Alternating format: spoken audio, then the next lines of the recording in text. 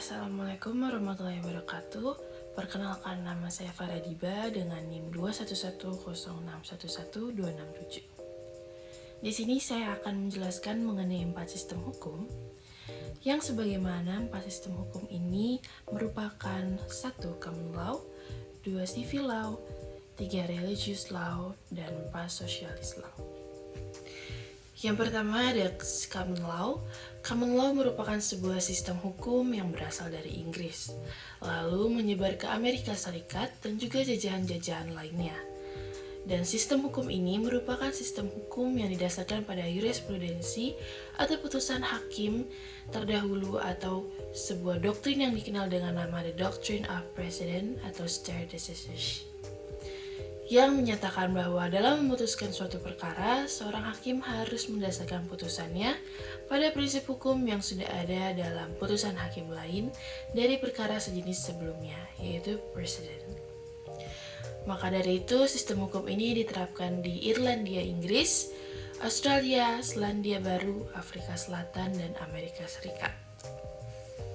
Hal yang membedakannya yaitu di mana sistem common law ini berkembang di praktek hukum Inggris di abad pertengahan yang keputusannya sendiri di mana keputusan pengadilannya dijadikan sebuah landasan. Lalu selanjutnya ada civil law, di mana sistem hukum pertama ini banyak dianut di Eropa kontinental.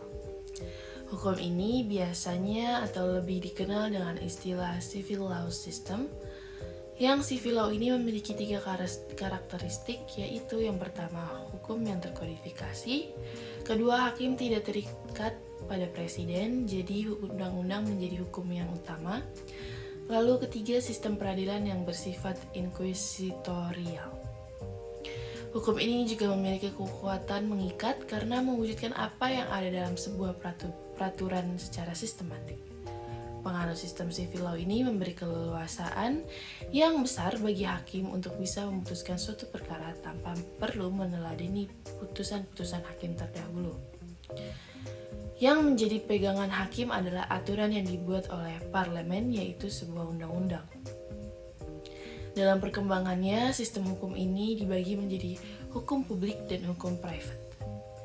Hukum publik mencakup peraturan-peraturan hukum yang mengatur kekuasaan dan kewenangan penguasa atau negara dengan hubungan antara masyarakat dengan negara.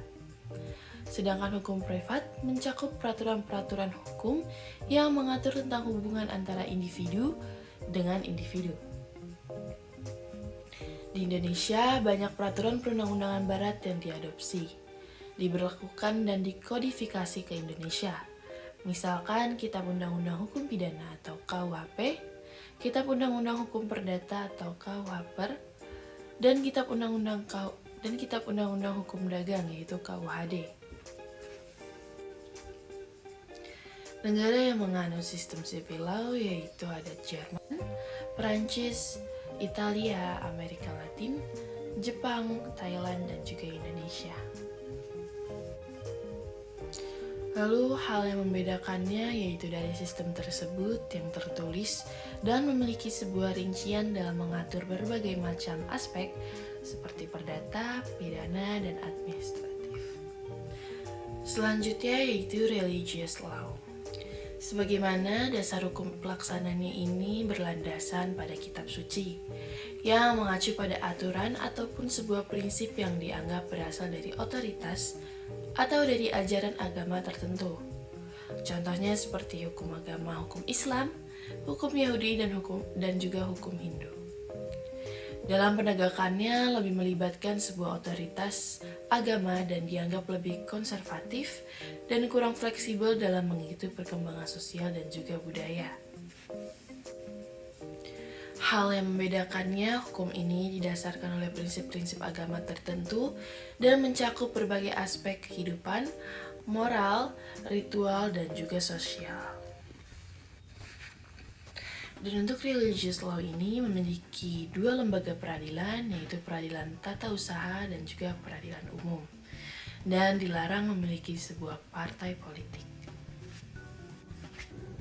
Lalu selanjutnya yang terakhir adalah socialist law, di mana sosialis law itu sendiri lebih berlaku ke negara yang memiliki sebuah sosialisasi tersebut, yang sebelumnya menggunakan hukum Eropa. Dan sistem hukum ini mencerminkan sebuah prinsip sosialis dalam mengatur sebuah hukumnya. Yang membedakan ialah di mana sosialis law ini didasarkan pada prinsip sosialis seperti sumber daya, kekayaan yang lebih merata, dan sebuah peran aktif negara dalam mengatur kehidupan sosial dan ekonominya. Dan sosialis law ini berusaha untuk bisa menciptakan sebuah keseimbangan antara hak individu dan juga kepentingan publik dan kolektif. Lalu untuk negara yang menganut sosialis law merupakan Tiongkok, Kuba, Vietnam, dan negara Uni Soviet. Untuk sumber hukum sosialis law ini sendiri yaitu keputusan tertinggi daripada pihak penguasa berupa kebijakan pemerintah. Lalu hal yang membedakannya yaitu menekankan kontrol negara yang kuat atas ekonomi, politik, dan masyarakat dengan hukum sebagai alat untuk mencapai sebuah tujuannya.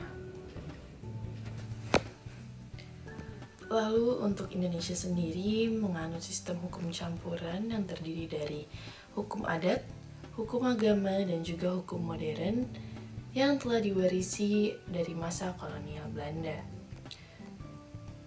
Maka dari itu berikut adalah beberapa sistem hukum yang dianut oleh Indonesia, yaitu yang pertama hukum adat. Indonesia memiliki beragam suku bangsa dan budaya dan juga adat istiadat yang berbeda-beda.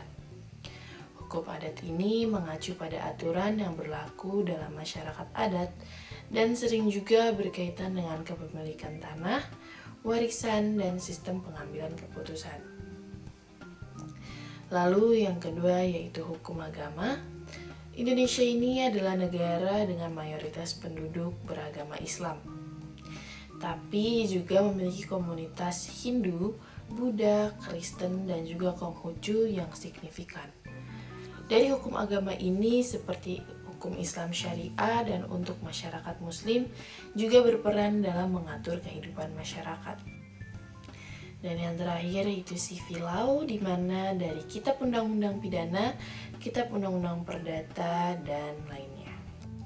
Untuk penempatan hukum adat biasanya ada di Papua dan ada juga yang di Jawa. Dan untuk penempatan hukum agama yaitu hukum Islam biasanya berada di Aceh. Karena hukum Islam di Aceh atau di Indonesia dikenal dengan nama Qonun Syariat Islam atau disingkat dengan Qonun. Hukum Islam ini berlaku di Provinsi Aceh berdasarkan otoritas atau otonomi khusus yang diberikan kepada Aceh sesuai dari Undang-Undang Dasar 1945. Dan Qonun Syariat Islam di Aceh ini mencakup dari berbagai aspek kehidupan, termasuk hukum pidana, peradilan agama, warisan, pernikahan, dan juga moralitas.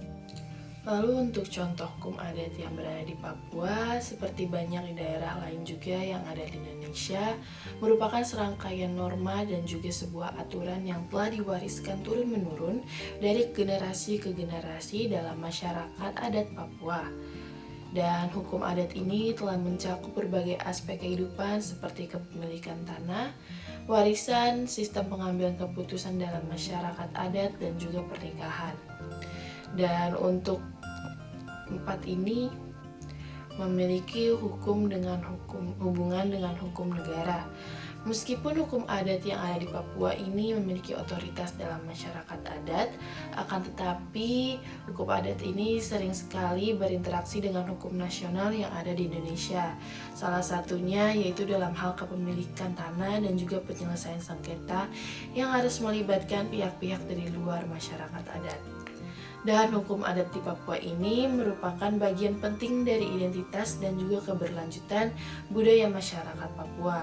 Meskipun seperti itu, bahwa hukum adat juga menghadapi berbagai tantangan dalam menghadapi modernisasi dan juga perubahan sosial yang ada di Papua. Sekian pemaparan dan penjelasan dari saya. Apabila ada salah kata, kurang lebihnya mohon maaf. Wassalamualaikum warahmatullahi wabarakatuh.